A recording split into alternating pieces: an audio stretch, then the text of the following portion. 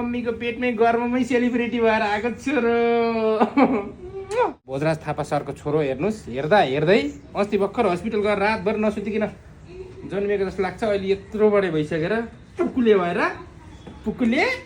पुकुले नाच्दा नाच्छ पुकुले।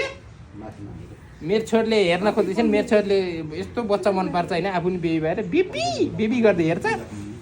तिम्रो भिडियो नि मेरो छोरीलाई देखाइदिन्छु है, दिदीलाई देखाइदिन्छु।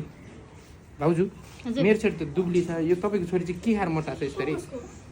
तपाईँको छोरीले अब अहिले ला नानी खा भन्दाखेरि आमा खान भनेर हो के अरे, यसलाई खाने भए खाएन तर म तँलाई कोचाइदिन्छु भन्छु। ए हाम्रो छोरी भेजिटेरियन है, यो चाहिँ मासु खाएर होला। केही खाँदैन यसले, मासु खाएन अहिले। बाबु हो त नि, त्यस्तो खानुहुन्न। शाकाहारी खाए पनि शाकाहारी खाए पनि यस्तो मोटाइ रहेछ कि किन मासु खाने होइन छोरा?